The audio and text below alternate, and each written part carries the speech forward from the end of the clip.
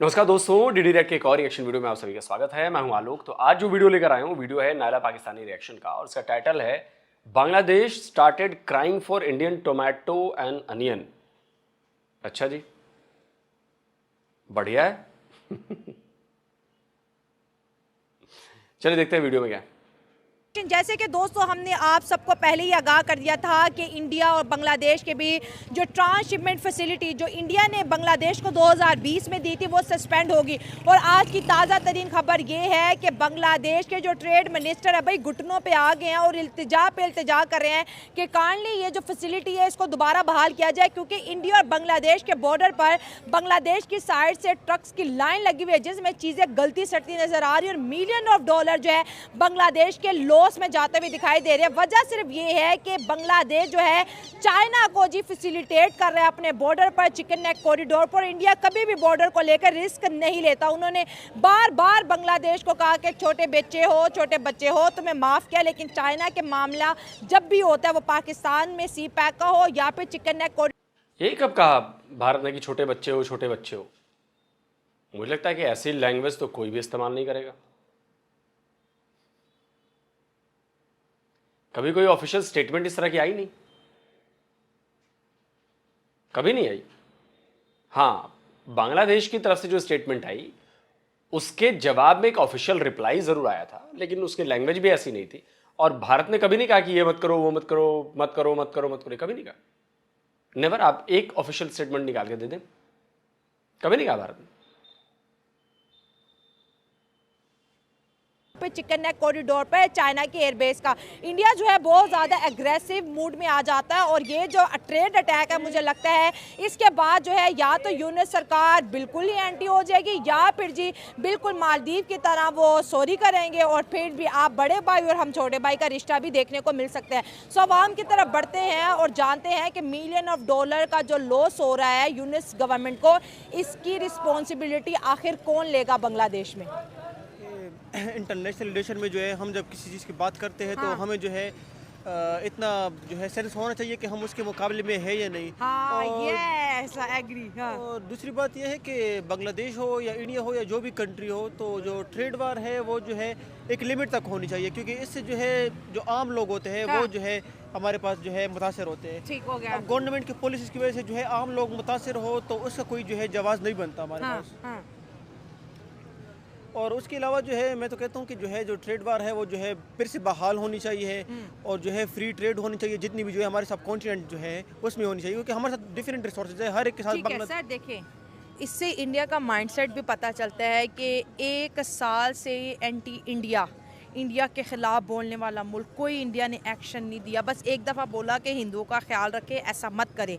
लेकिन आज उन्होंने जब उनका कितना भी एक ही स्क्रू टाइट की, ये नहीं बोला उन्होंने कि हिंदुओं का ख्याल रखें,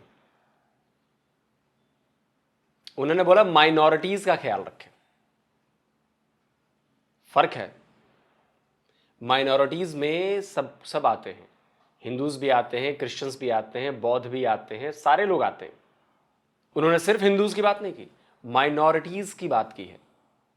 आप इसको स्पेसिफिक मत कहिए कि हिंदूज की बात की, नहीं, हिंदूज की भी बात की, लेकिन ओवरऑल उन्होंने कहा माइनॉरिटीज, जिसमें सारे आते हैं। एक ही स्क्रू टाइट किया है तो वो रोने बिलकने लगे हैं। अभी तो अडानी इनको बिजली दे रहा है, अभी टेक्सटाइल इंडस्ट्री जो है सारी की सारी इंडिया में है। तो अब ये बांग्लादेश को समझ नहीं आ रहा कि उसने किस मुल्क से पंगा ले लिया। देखिए, दोनों तरफ से जो है अगर हम इंडिया की बात करें तो उसमें जो है जो माइनॉरिटीज़ की राइट है, स्पेशली जो मुस्लिम है, सिख्स है, उनकी राइट भी जो है सही तरीके से प्रिजर्व नहीं है। और बांग्लादेश भी जो है उस पर स्टांस ले रहा है कि जो है वो हिंदू पर जो है वो कर रहा है, लेकिन किसी भी कंट्रीज में जो है। अरे भाई साहब, तो बताइए ना कि कौन से राइट्स जो हैं वो मुसलमानों को भारत में नहीं मिलते हैं या किसी माइनॉरिटी को नहीं मिलते हैं। ऐसे कौन से राइट्स हैं जो सिर्फ हिंदुओं को मिलते हैं, मुसलमान को नहीं मिलता, क्रिश्चियन को नहीं मिलता, सिख को नहीं मिलता, जैन को नहीं मिलता? ये बोल देना तो बड़ा आसान है ना। मैं रहता अगर शाला की जगह पे तो मैं ये सवाल पूछता कि भाई आपने ये बात कही कि राइट्स नहीं मिलते हैं, कौन से राइट्स नहीं मिलते हैं? किसी एक राइट का नाम बताइए जो हिंदुओं को मिला हो और बाकियों को ना मिला हो। पूरे पाकिस्तानियों को मैं चैलेंज करता हूं, आप कोई एक राइट हमारे संविधान में, हमारे आईन में, हमारे कॉन्स्टिट्यूशन में बता दीजिए जो सिर्फ हिंदुओं के लिए हो और किसी और धर्म के लोगों के लिए नहीं हो। कोई एक राइट बताइए। हमारा संविधान हमारे देश में रहने वाले हर एक को बराबर के राइट्स देता है, न 1% कम न 1% ज्यादा। जो बेसिक राइट्स हैं सबके बराबर हैं। मैं आज अगर यहां पे एक हिंदू, एक मुसलमान, एक क्रिश्चियन, एक सिख और किसी को भी खड़ा कर दूं भारत के रहने वाले को, उनमें कोई फर्क नहीं है बेसिक राइट्स में। पाकिस्तान में है। पाकिस्तान में एक हिंदू, एक सिख, एक क्रिश्चियन खड़ा हो जाए तो वहां पर मुसलमान को हक है प्रेसिडेंट और पीएम बनने का, बाकी किसी को हक नहीं है। यह है डिस्क्रिमिनेशन, यह है राइट्स। एक हिंदू, एक क्रिश्चियन, एक सिख पाकिस्तान में पीएम, प्रेसिडेंट या चीफ मिनिस्टर बनने का सपना भी नहीं देख सकता। आपने उसके आगे कंक्रीट की मोटी दीवार, रिलीजन की दीवार खड़ी कर रखी है, वो नहीं देख सकता। हमारे देश में देख नहीं सकता, देख भी सकता है और बन भी सकता है, और बने हैं।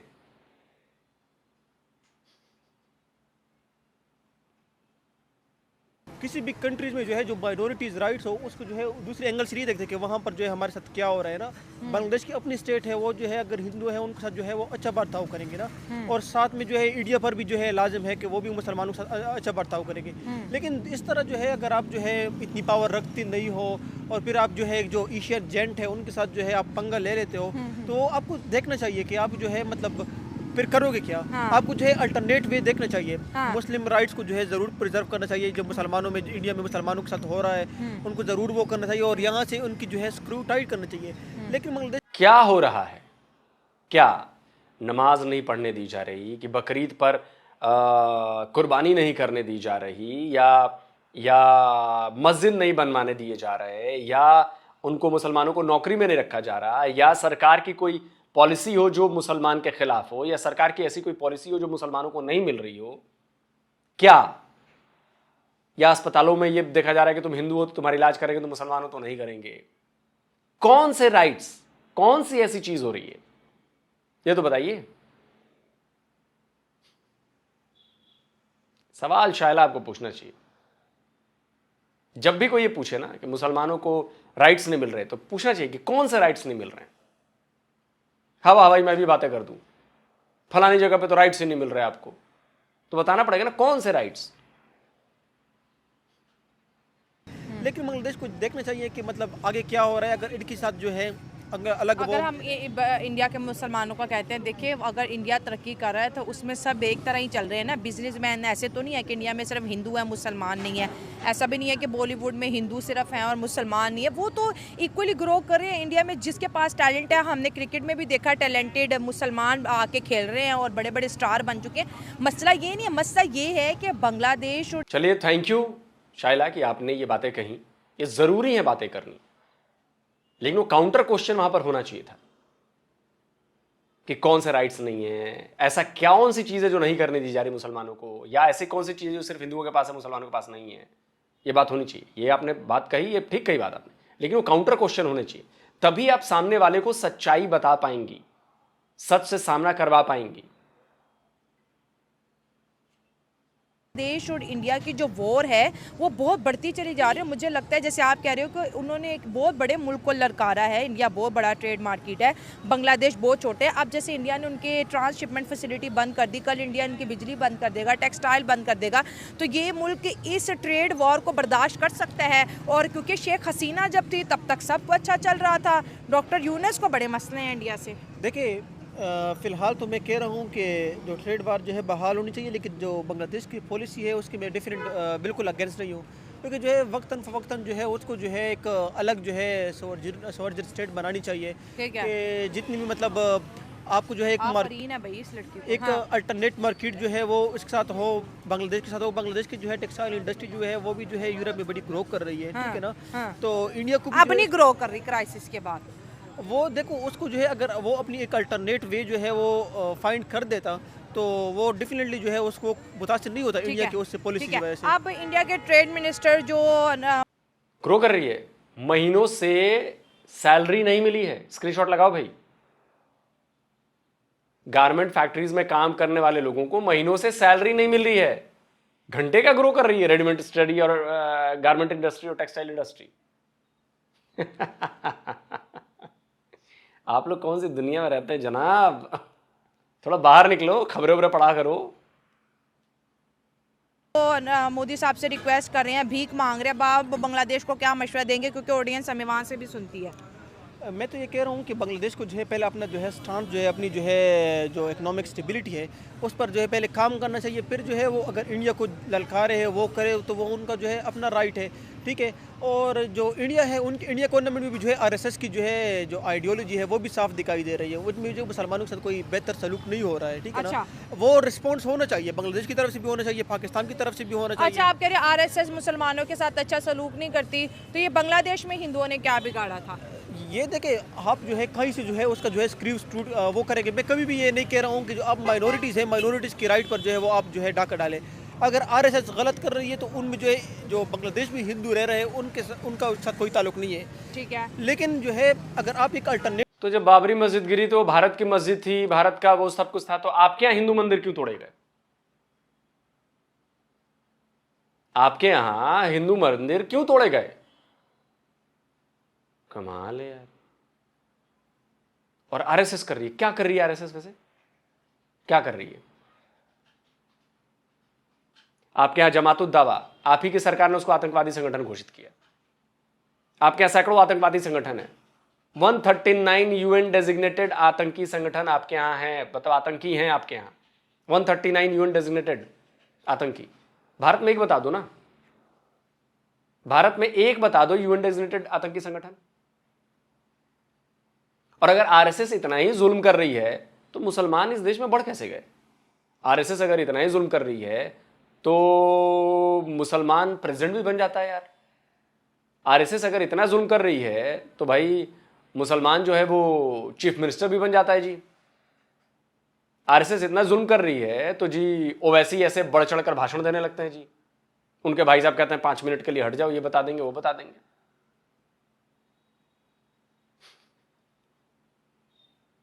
बताइए, अगर आरएसएस के जुल्म के बाद ये हालत है तो गजब हाल है भाई।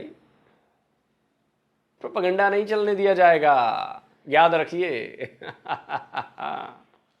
एक अल्टरनेट वे जो है वो कर रहे हैं, इंडिया के साथ ट्रेड बंद कर रहे हैं और आप इस पोजीशन पर है कि आप बंद कर भी सकते हैं। जिस तरह चाइना है और इंडिया है, अगर चाइना जो है इंडिया के साथ ट्रेड बंद करे तो वो उस पोजीशन पे है, ठीक है ना। आपने जो है अपने रिलीजियस डिफरेंस जो है वो साइड पे रखने हैं, लेकिन ये क्या बोला आपने? चाइना भी इस पोजीशन पर है? अबे एकदम खत्म हो तुम लोग बे, तुम लोग को कुछ भी नहीं पता, गधे हो तुम लोग, गधे। जाकर चाइना से पूछो, हाथ पैर जोड़ रहा है वो भारत के, क्योंकि चाइना से उसका ट्रेड वॉर चल रहा है। भारत ही उसे दिख रहा है कि भैया भारत ही बचा सकता है हमें, समझे?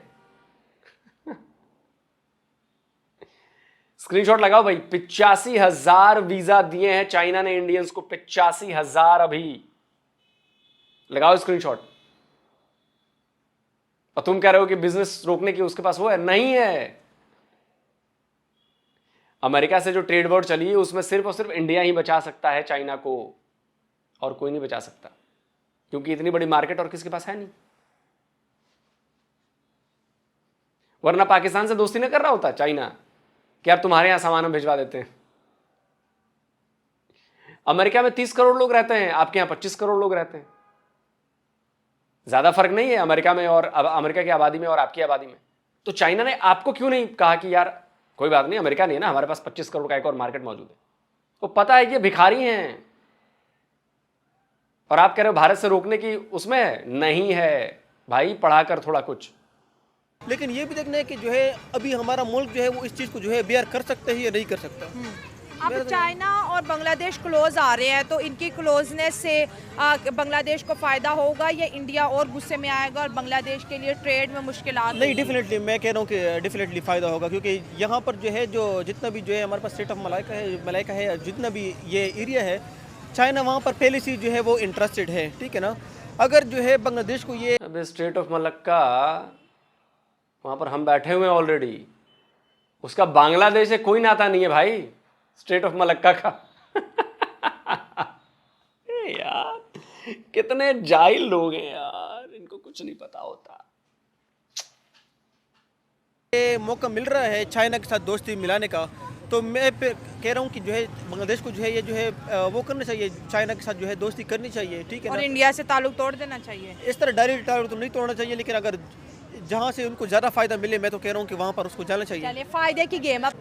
जी बिल्कुल, आप सही कह रही हैं। उनको फायर बैक हो रहा है, लेकिन अगर आप सेम इसी सिनेरियो को देखें जो अभी अमेरिका में हो रहा है, हाँ ठीक है। तो अमेरिका ने जो चाइना के साथ किया, चाइना ने उनको फायर बैक किया, तो अब अमेरिका जो है वो घुटने टेकने पे मजबूर हो गया और है। लेटेस्ट खबर ये है कि इतना ज्यादा टैरिफ लगाने के बावजूद भी चाइना की एक्सपोर्ट बढ़ी है। एग्जैक्टली हाँ। बल्कि मुझे वो याद पड़ रहा है, वो एक कैप पहनी हुई थी कि वी आर ग्रेट अमेरिकन। तो चाइना का जो वजीर खारजा उन्होंने कहा था कि ये जो आप कह रहे हैं ना, ये भी हमने ही बनाई है, हमारे मुल्क ने बनाई है। हाँ। तो उनको ओबियसली ये फायर बैक कर रही हैं चीज़ें सेम। अगर ये इस टाइम में सर्वाइव कर जाएंगे बांग्लादेश, ठीक तो है। वो ग्रेट बन जाएंगे। ठीक है। लेकिन अगर वो घुटने टेकने पर मजबूर हो जाएंगे जैसे अमेरिका ने अभी किया है, तो वो मेरे ख्याल में उनके लिए प्रॉब्लम होगा। उनको चाइना की तरह स्ट्रांग होना चाहिए, आगे से रेजिस्ट करना चाहिए और अल्टरनेटिव्स ढूंढने चाहिए। इंडिया का ये मानना है कि भाई तुम तो बच्चे तो हमारे हो, पैदा तुम्हारे माई बाप हम है, बॉर्डर तुम्हारा पाकिस्तान से लगता नहीं, 3 बॉर्डर तुम हमारे साथ शेयर करते हो, हमारा खाते हो, सारी एक्सपोर्ट टेक्सटाइल इंडस्ट्री हमने उठा के तुम लोगों को दे दी, बिजली हम तुम्हें झारखंड से वो अडानी साहब सप्लाई कर रहे हैं, हम तुम्हें कुछ भी नहीं कह रहे थे, तुमने बहुत एंटी इंडिया किया, हमने कुछ नहीं कहा, लेकिन अब तुमने चाइना से हाथ मिला लिया, हमारे सबसे बड़े दुश्मन से, तो ये चीज़ हमें मंजूर नहीं। अब हम तुम्हें बताएंगे कि बांग्लादेश को अगर हम पाल सकते हैं, बड़ा कर सकते हैं, हम इसे डिस्ट्रॉय भी कर सकते हैं, गिरा भी सकते हैं। मैडम इसमें 2 चीज़ें हैं। सबसे पहले तो कोई मुल्क किसी को नहीं पालता, अच्छा। अल्लाह पालता है। अच्छा। दूसरी जो चीज़ है, चाइना अल्लाह पालता है। अल्लाह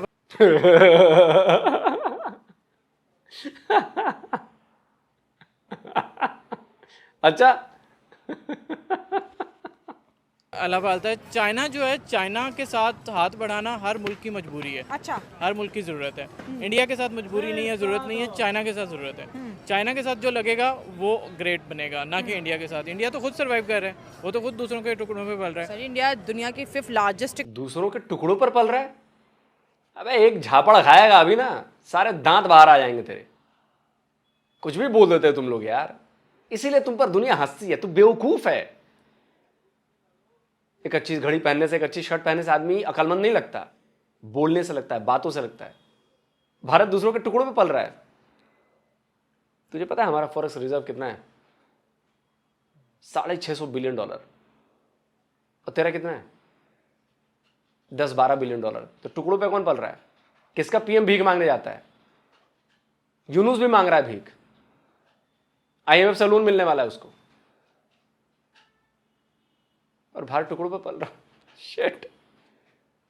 की 5th लार्जेस्ट इकोनॉमी है, ट्रेड इतना बेहतरीन है, सॉफ्टवेयर में भाई दुनिया में उन्होंने नाम कमा लिया। आप बिल्कुल ठीक कह रही हैं। सॉफ्टवेयर में बहुत पैसा कमा लिया उन्होंने। काफ़ी ऐसी चीज़ें हैं जिनमें वो बहुत आगे हैं और पाकिस्तान से। रेमिटेंसेस में, रेमिटेंसेस जो बाहर से इंडियंस कमा के आई भेज डू रहे एग्री, हैं। I do agree. बहुत चीज़ों पे वो हमसे बहुत ज़्यादा आगे हैं, लेकिन द थिंग इज़ कि आप उनकी वो देखें कि उनके कितने लोग गुर्बत की लकीर से नीचे हैं। पॉपुलेशन भी तो बड़ी है ना। हाँ। ऑब्वियसली तो उनको भी तो उठाना है ना उन्होंने। हाँ, ठीक तो है। पहले वो उनको उठाएंगे, उसके बाद ही दूसरों का भला 25 करेंगे ना। लाख को उठा चुके हैं गुर्बत से। तो बाकी 1 अरब को किसने उठाना है? मतलब कुछ प्रोग्रेस तो चल रही है ना उधर भी, हम नहीं कहते। अबे हूतिये हाउ को चा पढ़े, 1 अरब 40 करोड़ लोग हमारे यहां गरीब हैं। तू ये कह रहा है साले खाने के लिए तेरे पास नहीं है, आटे की लाइनों में तू लगा है, पीएम तेरा भिखारी, भीख मांग मांग कर तुम लोग अपना घर चला रहे हो, और तुम लोग हमें कह रहे हो कि गरीबी हमारे यहां कितनी है। जाके वर्ल्ड बैंक की रिपोर्ट्स पढ़, 40% से ज्यादा की गरीबी है तेरे यहां। और स्क्रीनशॉट लगा रहा हूं, भारत ने एक्सट्रीम पॉवर्टी खत्म कर दी है। वर्ल्ड बैंक या यूएन की रिपोर्ट है, समझे? तुम लोग अभी भी ना, तुम लोग के पास 50 साल पुरानी वाली खबरें हैं, तुम लोग अपडेट नहीं हुए हो, अपग्रेड नहीं हुए हो। तुम लोग को लगता है कि भारत अभी भी वैसा ही है 50 साल पहले वाला। अबे निकलो बाहर। ठीक है, कहते क्योंकि ग्रेड 2 ही है, या तो अमेरिका है या फिर चाइना, उसके बाद रशिया आ जाता है जो कि वॉर की वजह से बेचारा जो है इकोनॉमी बर्बाद कर बैठा है, उसके बाद तीसरा चौथा नंबर फिर इंडिया का आता है अगर इकोनॉमी को हम अगर रैंक करते हैं ना। लेकिन बांग्लादेश तो इंडिया के मुकाबले बहुत छोटा मुल्क है, लेकिन सर जो वो रिटेलिएट कर रहा है इंडिया को, कोई आइडियोलॉजी बांग्लादेश की भी तो होगी ना। ऑब्वियसली बांग्लादेश जहाँ से निकला है, ऑब्वियसली हम हमारे से निकला है ना, ठीक तो हो गया, वही हमारा आइडियोलॉजी रिश्ता था, हाँ। वही आइडियोलॉजी होगी जो हम फॉलो कर रहे हैं, वही करेंगे ना। वैसे सर हमारी आजकल क्या आइडियोलॉजी है जरा बता दे, डॉक्टर है आप वैसे। Next question. खुल गई पोल, करा ली बेइज्जती, हो गए नंगे, डॉक्टर हैं ये देखो, ये हालत इनकी, धेले भर की नॉलेज नहीं है इन साहब को, धेले भर की नॉलेज नहीं। नेक्स्ट क्वेश्चन, जैसे तुम लोगों ने अपना देश बर्बाद किया वैसे ही बांग्लादेशी भी कर रहे हैं, सेम आइडियोलॉजी।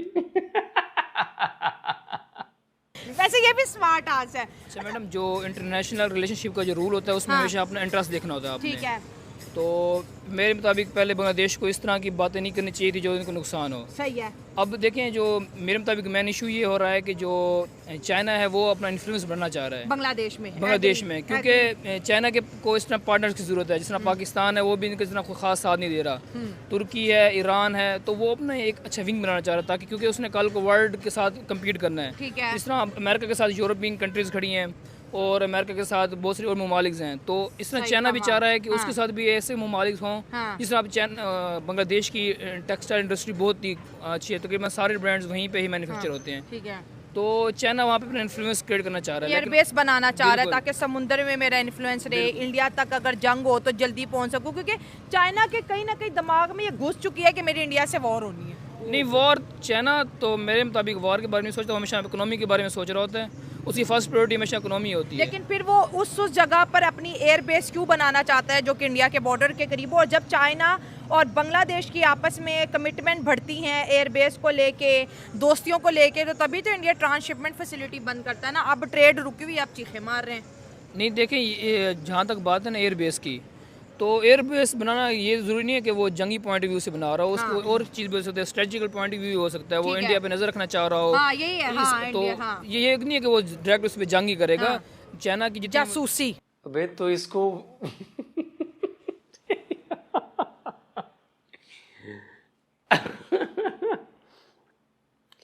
कितने तुम लोग बेवकूफ हो बे, कितने बेवकूफ हो।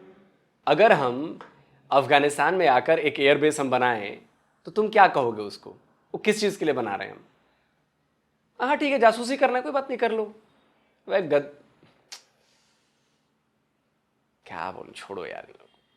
नहीं, हाँ जासूसी आप कह सकते हैं, क्योंकि चाइना जो है कम्युनिस्ट है, कम्युनिस्ट की जो हमें फर्स्ट प्रायोरिटी होती है वो इकोनॉमी स्ट्रॉन्ग करनी होती है, उसके बाद ही आप जाके, वैसे भी आजकल जो वार है वो इस तरह की पुरानी वार नहीं कि तलवार ले के आप उस पर अटैक कर लें। अब ट्रेड की वार है, अब ट्रेड की वार या टेक्नोलॉजी की वार है। तो चाइना का भी इसी भी फोकस है कि वो ट्रेड करे और टेक्नोलॉजी के ऊपर। और आपको नहीं लगता कि डॉक्टर यूनुस बहुत ही बुरे साबित हो रहे हैं बांग्लादेश के, कोई सियासी बैकग्राउंड है नहीं, उन्होंने आते ही इंडिया के खिलाफ हो गए कि भाई मैं बड़े मुल्क में चौके छक्के लगा दूंगा। अब परेशान है तुम। वो चुप करके बैठा भी तो हुआ है ना, अब देख नहीं रहे यूनुस खान जोन सा है वो मोहम्मद यूनुस खान, जी जी मोहम्मद यूनुस, वो अब वो चुप करके बैठा हुआ है, इंडिया के पाँव पकड़ने पे आ रहा है, जैसे उसने आगे धमाकेदार अपने बयान दिए। अब वो यूनुस जोन सा है वो आगे देख लें इंडिया के पाँव में पड़ गया। पहले इंडिया बांग्लादेश ने उंगली दिखाई है इंडिया को, इंडिया ने पूरी, मैं कहता हूँ बाजू दिखा दी है उनको। वो कहाँ यूनुस आ गया पाँव में बैठ गया, अभी नहीं बैठा, अभी टाइम लगेगा बच्चे, अपडेट रहा करो बे। क्या पढ़ के तुम लोग व्हाट्सएप ज्ञान लेके चले जाते हो, कुछ भी सुन के बोल देते हो, तुम लोग को पता कुछ होता नहीं है, बस बोल देते हो। कब यूनुस ने पाँव पकड़ लिए भाई, यार वो बर्दाश्त भी करे ना बाजू पे। हाँ, जी ये तो लड़का जब भी शो में आता है बड़े कहते हैं ना एपिक्स किस्म की लाइन बोलता है। हाँ? नहीं, बात तो इनकी वैसे वैलिड है। हाँ। लेकिन एक्चुअली बात यह है कि जिनका आप नाम ले रही थी यूनुस साहब का, उनको भी चीज़ें उनके साथ जो हैं राइट हैंड पे, वो भी उनको किस तरह के मशवरे दे रहे हैं। तो ये कह रही है कि डॉक्टर यूनुस की जो इंटरिम सरकार है वो चाहती है कि बांग्लादेश के आर्मी चीफ का भी सफाया कर दे, क्योंकि उसका ताल्लुक भी हसीना के घराने से है। इसके वैसे मुझे इतना नॉलेज ही नहीं है। हाँ। और ना मैं इस बारे में डिस्कस करना चाहता हूँ। हाँ। लेकिन हो सकता है इस तरह, वैसे भी मिलिट्री डिक्टेटरशिप बिल्कुल भी नहीं होनी चाहिए, एक मुल्क के लिए बहुत नुकसान होती है। आप क्या कहोगे कि अब इंडिया चले छोड़िए, बातचीत समझ में आ गई है, ऐसे ही गोलमोल बातें चल रही, किसी को कोई नॉलेज नहीं है। देखिए, बांग्लादेश जो कर रहा है ना, उसको अभी इसके दूरगामी परिणाम नजर नहीं आ रहे। अभी तो हमने एक ट्रांसशिपमेंट फैसिलिटी रोकी है और आप चिल्लाने लगे, आपको आइडिया नहीं है। कंगलुओं को लग रहा है कि अरे हम तो ये कर दिया। भाई तुम अपना ही नुकसान करो। पत्थर पर जाकर सर अगर मारोगे तो पत्थर का कुछ बिगड़ेगा या तुम्हारा सर टूटेगा? तुम लोग यही काम कर रहे हो, लेकिन तुम्हें अभी इसका आइडिया नहीं है। कोई बात नहीं, कोई बात नहीं।